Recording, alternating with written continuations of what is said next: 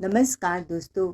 आज की कहानी है सास की चालाकी पड़ी उसी पर भारी। अरे बहू, दरवाज़ा तो खोलो, क्या बाहर ही खड़े करके जिंदा ही मार डालोगी क्या? कुंभकर्ण नहीं तो। न जाने कितना आजकल की बहुएं बिस्तर पर पसरी ही रहती हैं कि सास की आवाज़ भी सुनाई नहीं दे रही। तीर्थ यात्रा से लौटी हुई जानकी देवी झुंझलाहट और थकान के बीच दरवाजे पर खड़ी बार बार चिल्लाती रही। उधर नीलिमा दिन भर के अनगिनत कामों की मार झेलते झेलते थक सी गई थी। आंखें बोझिल थी। नींद ने उसे अपनी आगोश में ऐसे कैद कर लिया था कि बाहर की हर आवाज़ जैसे उसके कानों को सुनाई नहीं दे रही हो। जानकी देवी का गुस्सा हर गुजरते पल के साथ और भी भड़कता जा रहा था। अचानक दरवाजे पर लगातार पड़ती जोर जोर की थपथपाहट और शोर से नीलिमा की नींद टूट गई। वह घबरा कर बिस्तर से ऐसे उछली जैसे बाहर भूकंप आ गया हो। भागते भागते दरवाजे तक पहुंची। आई मम्मी जी, बस अभी आई। अभी अभी रिंकी को सुलाकर बिस्तर पर लेटी थी, आंख लग गई मेरी भी।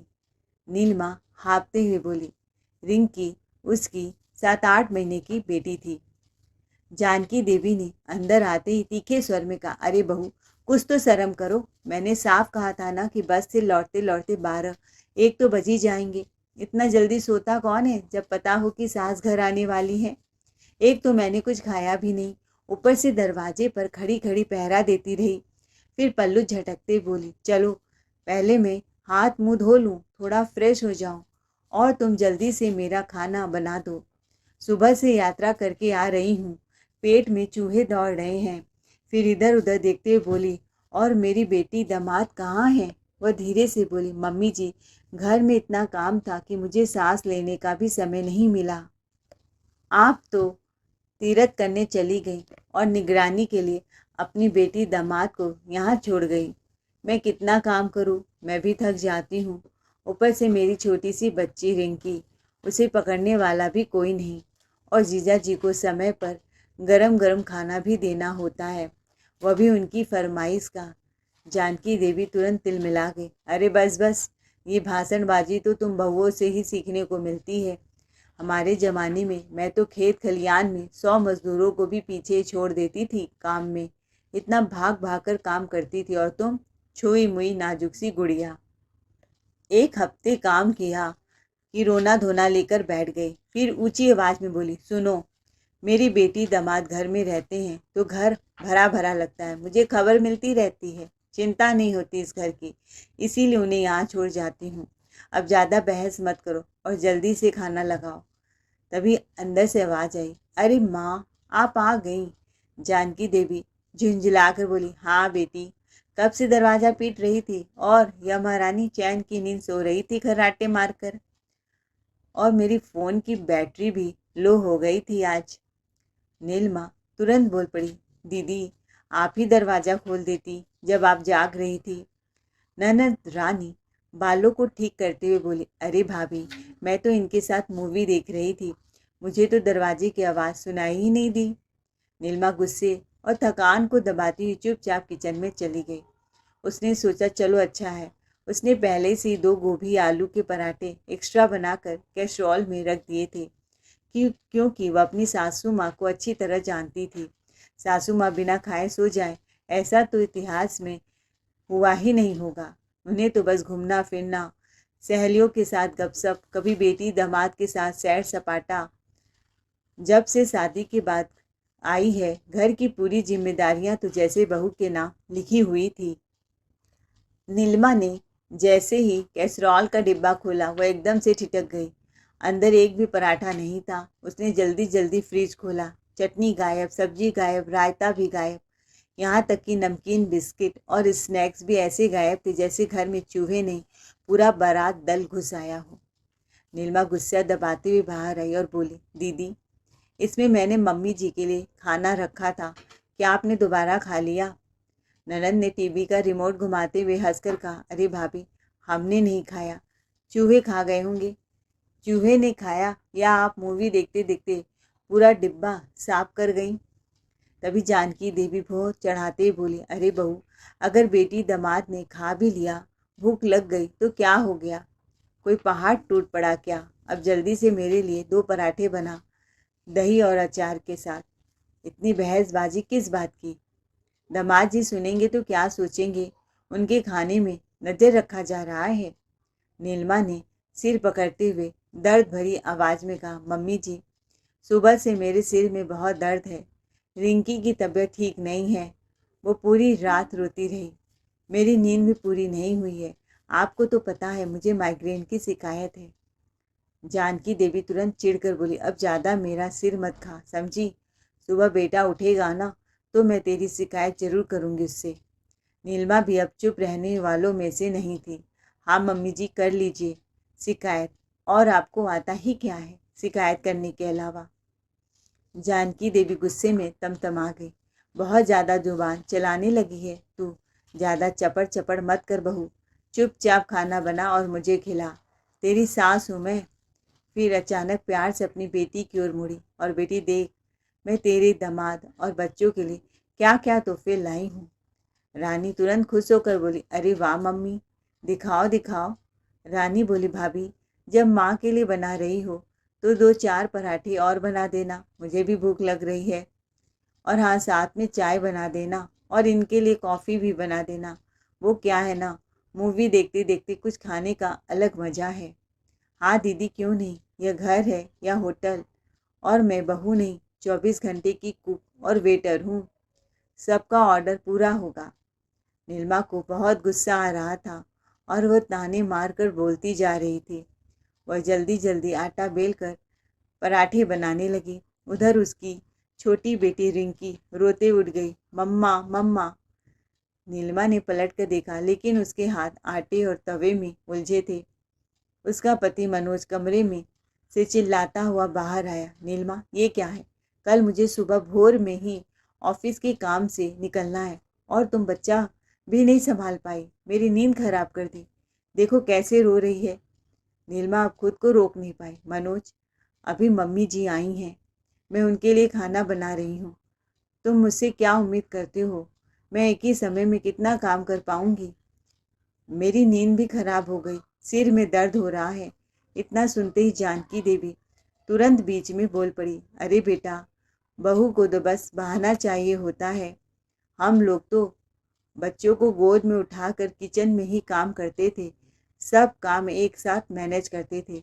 पर आजकल की बहुएं 2 पराठे गैस पर क्या बना ले, ऐसे दिखाती जैसे पहाड़ तोड़ दिया हो।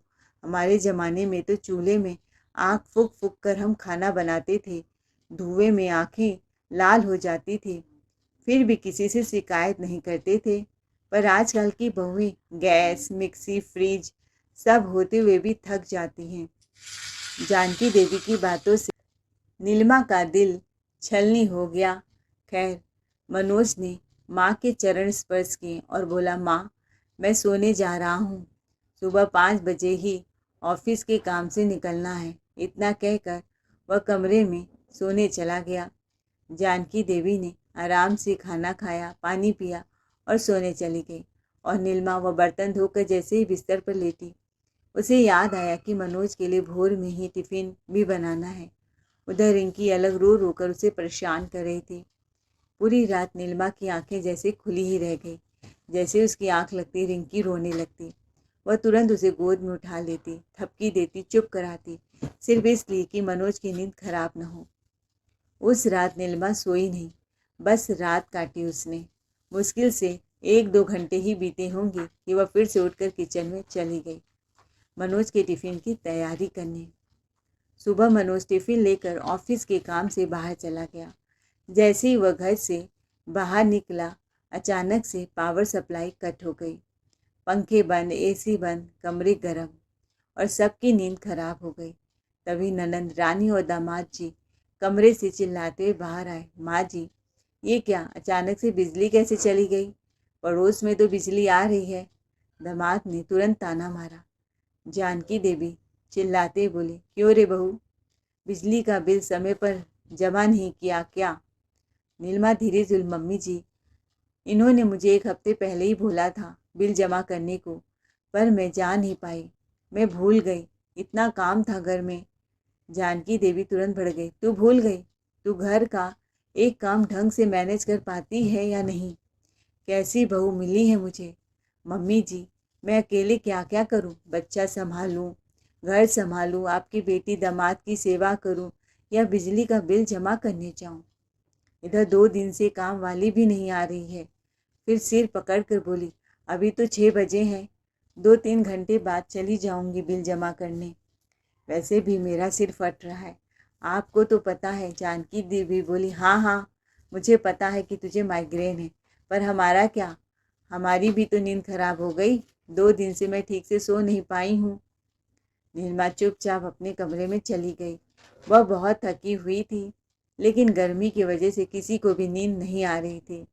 किसी तरह समय बीता और जैसे ही सुबह के 10 बजे नीलिमा जल्दी जल्दी तैयार होकर बिजली का बिल जमा करने जाने लगी, तभी जानकी देवी ने आवाज़ लगाई, अरे बहू, इतनी हड़बड़ी क्या है? कुछ बना कर जा। देख, मुझसे मिलने मेरी 4-5 पड़ोस की औरतें भी आई हैं।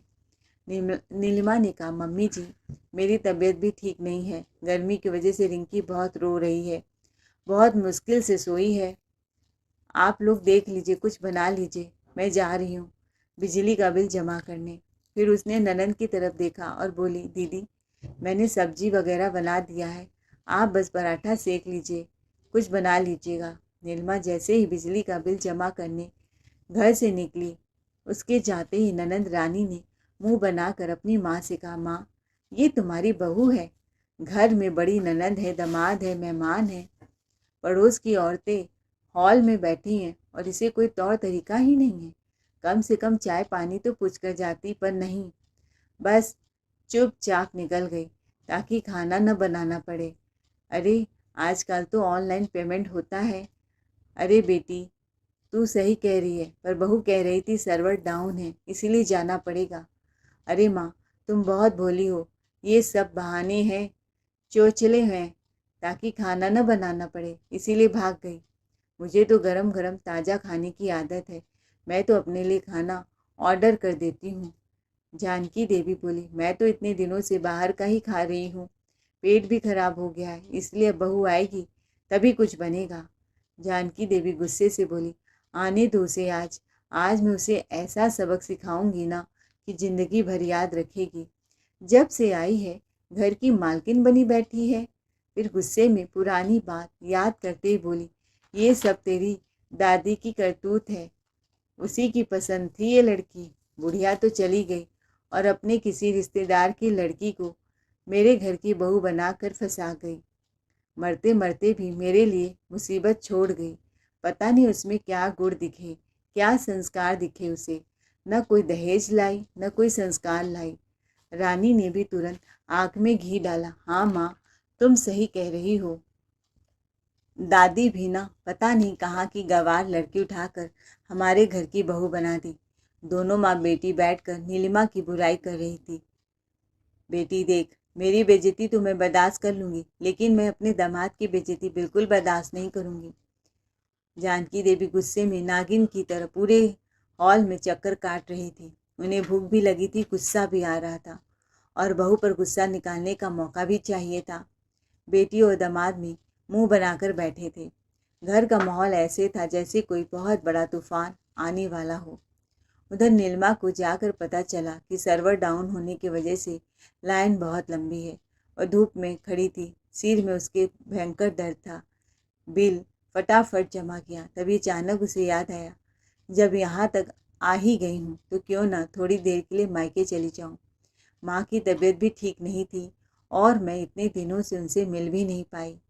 ससुराल में उन बेटी दामाद की सेवा करते करते उसे अपने मायके जाने का समय भी नहीं मिला था। वह थोड़ी देर के लिए अपने मायके चली गई। माँ को देखकर उसकी आंखें भर आई। 2 घड़ी चैन से बैठी, माँ से बात की, खाना खाया और फिर 1-2 घंटे बाद अपने ससुराल वापस निकल गई। लेकिन जैसे ही वह घर पहुंची, दरवाज़ा अंदर से लॉक था।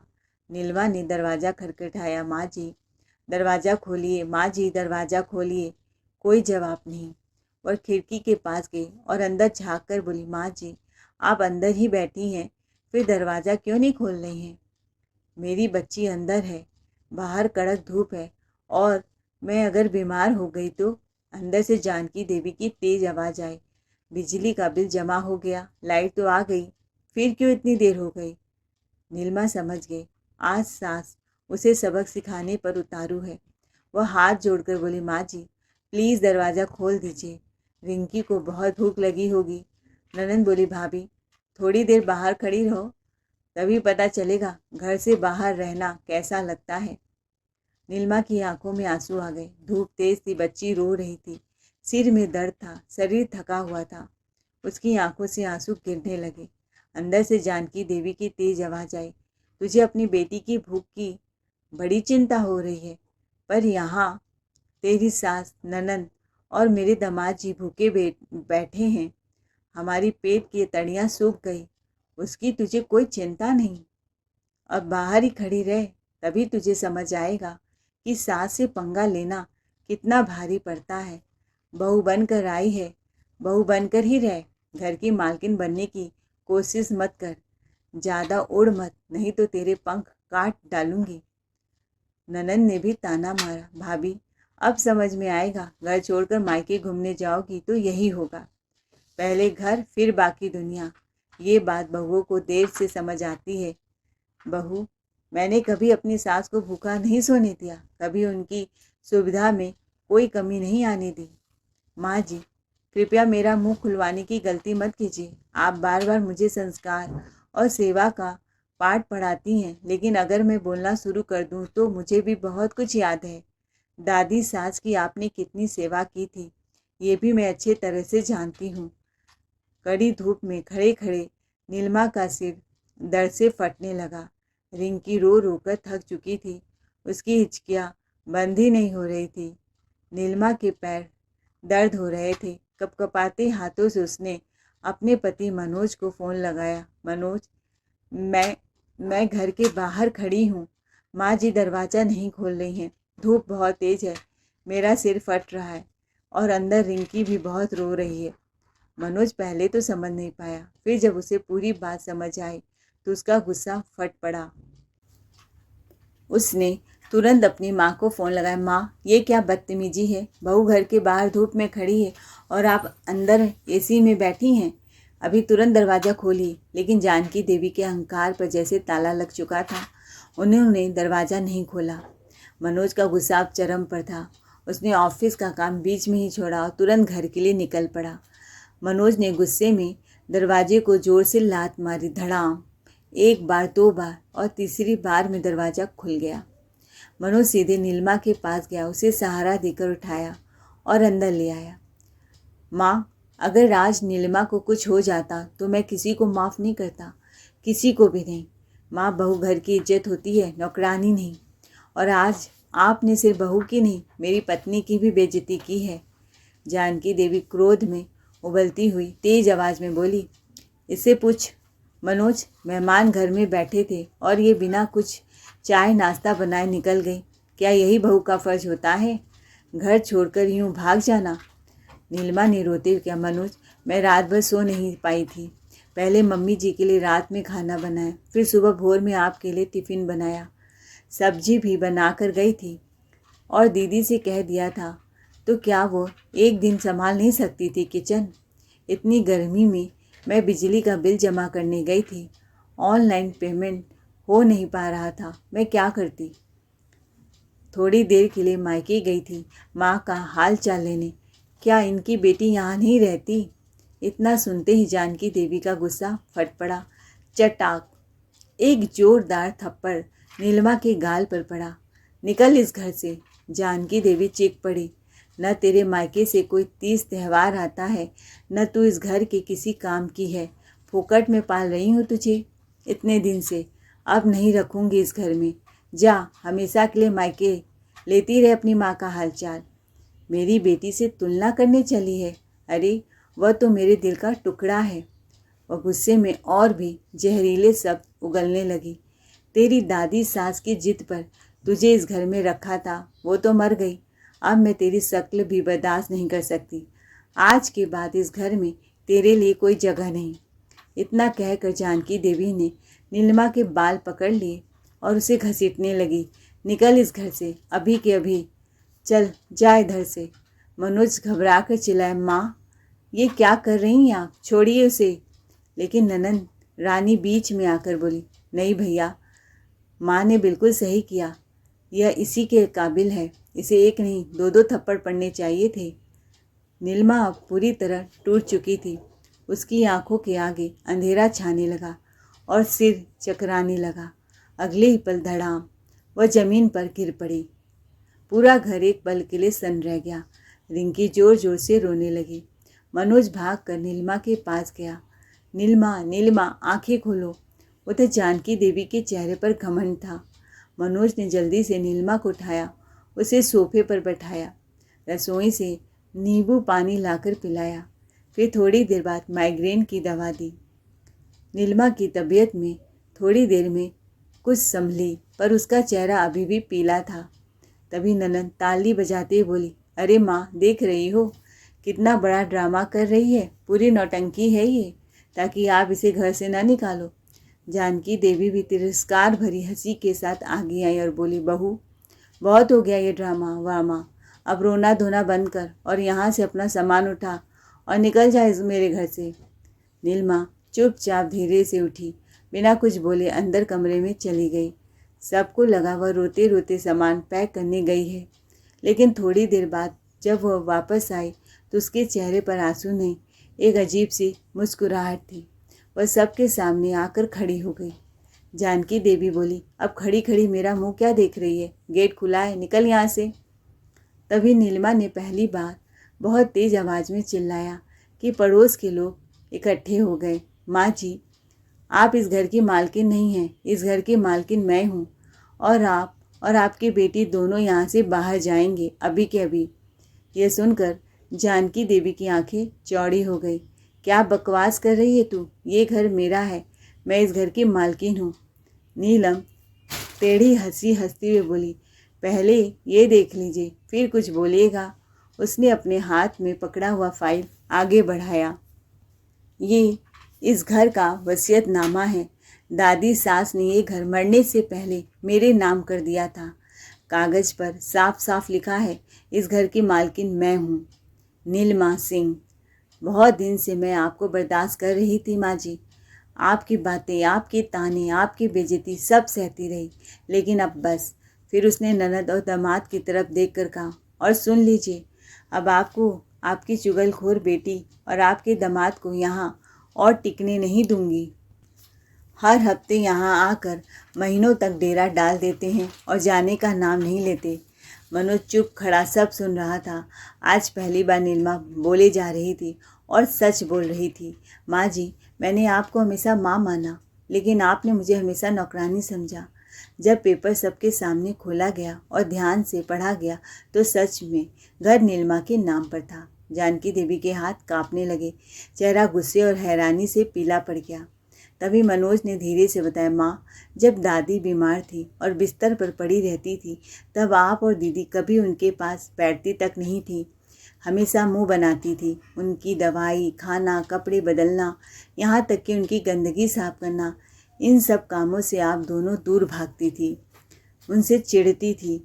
आप तो कई बार उन्हें अकेला छोड़कर घूमने भी निकल जाती थी, कभी शॉपिंग पर तो कभी पार्टी में। तब सिर्फ एक इंसान था जो दिन रात दादी के पास रहता था, वो थी नीलिमा। उसने दादी की सेवा ऐसे की जैसे अपनी माँ की करती हो। दादी उसकी सेवा से बहुत खुश थी, इसीलिए उन्होंने ये घर नीलिमा के नाम कर दिया। जानकी देवी गुस्से से बोली, वाह बहू, तूने तो बहुत अच्छी चाल चली, सेवा के नाम पर मेवा, मेरा ही घर मुझसे छीन लिया और आज मुझे ही आंखें दिखा रही है। इस बार नीलिमा चुप नहीं रही। नहीं मम्मी जी, ये मेरी चाल नहीं, ये आपकी करतूतों का नतीजा है। मैंने तो दादी को बहुत मना किया था कि ऐसा मत कीजिए, मुझे घर प्रॉपर्टी नहीं चाहिए। मम्मी जी को बहुत दुख होगा, लेकिन दादी ने मेरी एक नहीं सुनी। आप शिमला में बर्फ़बारी का मज़ा ले रही थी तो दादी ने घर में वकील बुलाया और वसीयत मेरे नाम कर दिया। मनोज ने भी बात आगे बढ़ाई, माँ, दादी ने कहा था जिसने मेरी सेवा की वही इस घर की हकदार है, और सच कहूँ तो उन्होंने बिल्कुल सही फैसला लिया था। नीलिमा की आंखों में आंसू आ गए। माँ जी, मैंने ये बात आपसे छुपाई क्योंकि मैं नहीं चाहती थी कि आपको दुख पहुँचे। मैं चाहती थी कि हम सब साथ रहें। आप मुझे बहू नहीं बेटी समझे, लेकिन आपने मेरे साथ जो किया आज मुझे सच बताना पड़ा। माँ जी, मैंने बहुत सहा, अपमान, ताने, मार, बेइज्जती, सब कुछ, लेकिन अब और नहीं। जानकी देवी के पास अब बोलने के लिए शब्द नहीं थे। जानकी देवी रोते ही बोली, बेटा मनोज, तुझे शर्म नहीं आती? तू अपने बीवी के वश में हो गया है। उसे एक थप्पड़ मारने की बजाय तू मुझे अपने ही घर से निकाल रहा है। मैं कहाँ जाऊँगी इस उम्र में? मनोज कुछ बोल पाता उससे पहले ही नीलिमा ने कहा, माँ जी, जो आपकी बेटी आपके आगे पीछे नागिन की तरह घूमती रहती है, वह आपको अपने साथ ले जाएगी। वह आप इतने सालों से आपने उसे भी तो पाल रही थी, अब वो आपकी जिम्मेदारी निभाए। फिर उसने बहुत साफ शब्दों में कहा, मैंने इतने साल आपकी सेवा की, आपकी बातें सुनी, आपके ताने सहे, आपकी मार भी खाई, और वह आपके दिल का टुकड़ा है, लेकिन अब मैं आपको अपने साथ नहीं रखूँगी, किसी भी हालत में नहीं। जानकी देवी पहली बार सच में टूट गई। उनकी आवाज़ धीमी पड़ गई, बहू, हो सके तो मुझे माफ़ कर दो, मुझसे गलती हो गई। ननंद रानी भी तुरंत बोली, हाँ भाभी, माँ बूढ़ी हो गई है, इनसे गलती हो गई, आप माफ़ कर दीजिए। लेकिन नीलिमा का दिल अब पत्थर हो चुका था। जब मैं धूप में बाहर खड़ी थी, मेरी बच्ची भूख से तड़प रही थी, रो रही थी, तब आपको मुझ पर दया नहीं आई। आज मुझे भी दया नहीं आ रही है। इतना कहकर नीलिमा ने दरवाज़ा खोला। जानकी देवी और ननंद का सामान बाहर फेंक दिया और उनके सामने ही दरवाज़ा मुंह पर बंद कर दिया। उस दरवाजे के साथ सालों का रिश्ता भी बंद हो गया। ननंद कुछ देर तक खड़ी रही, लेकिन जब माँ को साथ ले जाने की बात आई तो वह धीरे से वहाँ से खिसक गई। माँ, मैं बाद में आपको ले जाऊँगी, कहकर वह भी चली गई। जानकी देवी सड़क पर अपना सामान लेकर अकेली बैठी रह गई। आज पहली बार उन्हें समझ आया, जिस बहू को वह नौकरानी समझती थी वही उनका असली सहारा थी। पड़ोसियों में भी खुसुर फुसुर होने लगी। आखिरकार हार कर रोते हुए पड़ोसियों ने जानकी देवी को वृद्धाश्रम में पहुंचा दिया। अब वहाँ एक छोटे से कमरे में बैठकर वह रोज़ एक ही बात सोचती थी, काश मैंने अपनी बहू को बेटी समझा होता तो आज मुझे इस उम्र में अकेला नहीं रहना होता। अब वह पछतावे की आग में जल रही थी, लेकिन बहुत देर हो चुकी थी। दोस्तों, बहू को अगर नौकरानी समझोगे तो बुढ़ापे में सहारा नहीं मिलेगा। बहू को बेटी बनाओ, तभी बुढ़ापा सुरक्षित होगा। आपको हमारी आज की कहानी कैसी लगी कमेंट करके ज़रूर बताएं। कहानी अच्छी लगी हो तो चैनल को लाइक शेयर सब्सक्राइब जरूर करें। Thanks for watching ARK voice.